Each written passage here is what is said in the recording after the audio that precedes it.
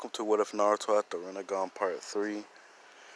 And so, I'm not even going to say anything. I'm really just going to start off where I left off because, there is really nothing else to talk about. So, from where I left off was pretty much what I would just say is 2.5 of the tuning exams. Or as I just said, the alternatives to getting more people out or killing them. So, most of the fights would still just go on as canon, since Sasuke still has the curse mark, because, he still has to be able to be Naruto's level, relevant to Naruto's level. So, Naruto and Kiba's fight would go pretty much insanely different, and it's going to sound like I'm just skipping over it, but it's just because he's just that strong.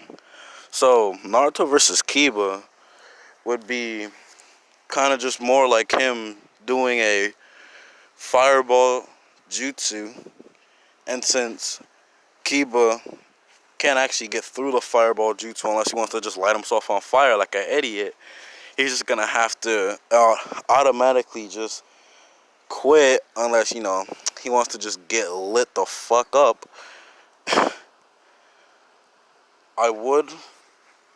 I'm not even gonna bring up the Sakura versus Ino fight. I'm just gonna say Sakura wins. That way, I could just completely eliminate her in the third part. But I just want the entirety of Team 7 to get through, since I feel like Sakura deserves a fighting chance, even though she went up to like the weakest Konoichi. So for the 1 month training period, Naruto would still meet Jiraiya, and he would still be trained. And so the abilities I feel like he should have, because we haven't really done earth or lightning style, just mainly wind, fire, and I did give him a water dragon jutsu. So what I feel like his fire jutsu would probably be it would probably be around the toad flame ball, wind style. Jiraiya doesn't have wind style, so I'll just skip over that.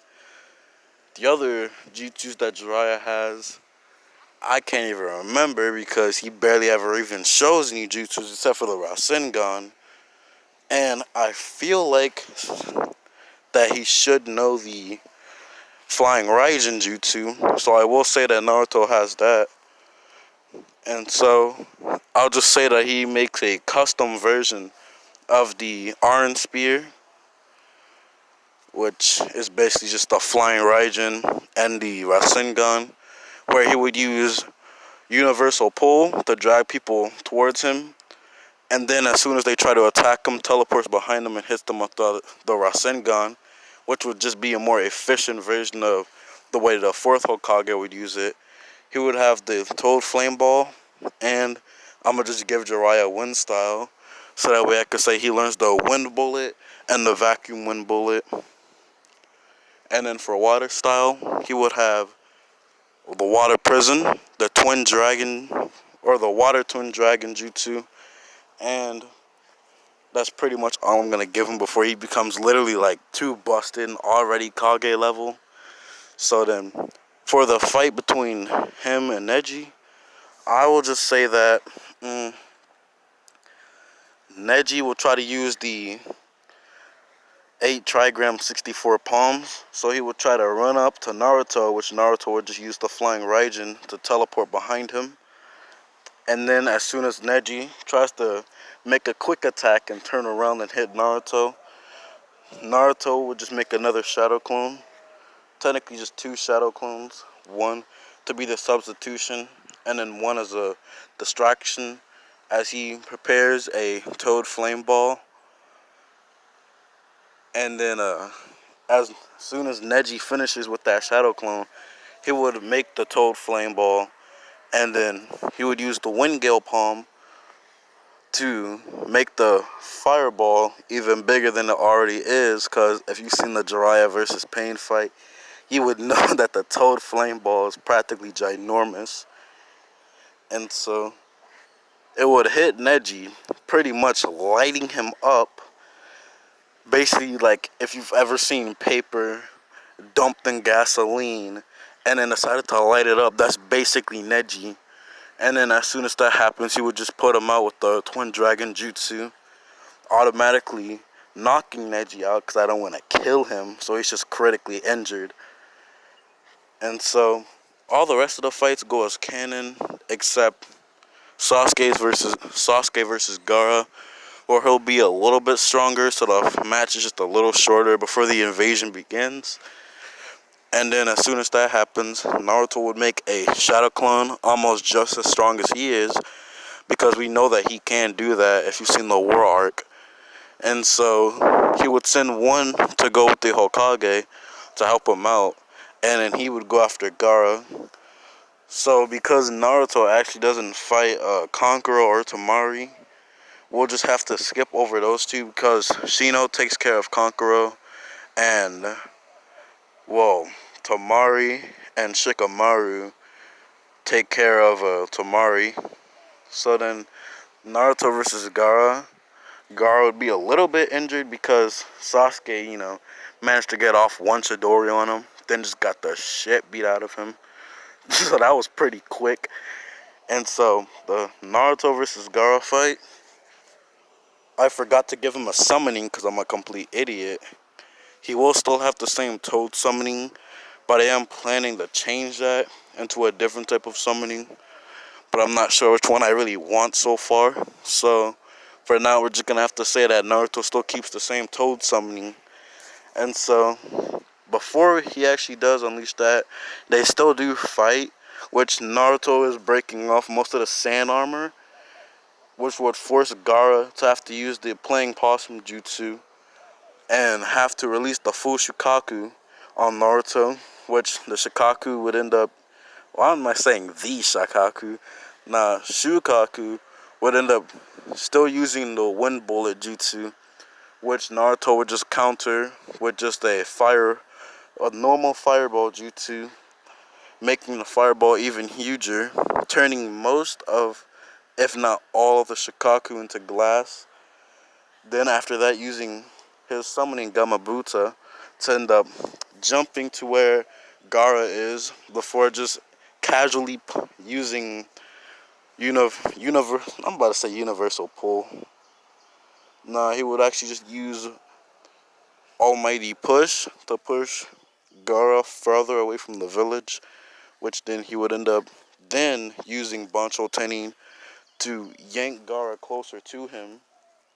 That way he could end up hitting Gaara, waking him back up, and then most the Shikaku would end up being sealed back inside of Gaara, making him fall down to the ground. And of course, I'm not gonna do no talk no jutsu because Naruto is a bit of a savage. And instead of just telling Gaara that, you should be better because, he doesn't really need to tell Gaara, if you try to post up back in the village, you're just gonna get clapped again. So what he'd really just do is just knock Gaara out. And as soon as Tamari and Kankuro come back for Gaara, extremely injured, like in canon, they are gonna have to get Gaara as Naruto just walks away to go help out with the Hokage, using the Flying Raijin Jutsu to catch up to the Shadow Clone and end up swapping places with the Shadow Clone. He would end up fighting with the Hokage to stop Orochimaru from just killing him, because he did have to use the Reaper Death Seal to stop Orochimaru, and by stop I just mean like take his arms away from him. Just take his arms away, that's about it. Nah, I feel like he should have done way more, but we can't have somebody that strong. Listen, bro, if the plot of Naruto is if you're strong, you're dead, pretty much. If you have no name, you're also dead. So, I feel like Naruto would end up having the Hokage not use the Reaper Death Seal, and instead actually just use a kunai from the one that he constantly uses for the Flying Raijin Jutsu, unless he wants to place seals all over the village, which the Hokage, even if he doesn't live, wouldn't be, happy about just random seals all over the place. And he would just seal away Orochimaru and burn the seal, which, how come nobody's ever actually thought of just doing that? Especially the third Hokage, since they're technically doing the same thing with the Reaper Death Seal. And so, in this what if, I'm just gonna say that the third Hokage ends up living, because, it kind of just sucked that they just made the third Hokage take his arms in and just die, just like that. Big oof.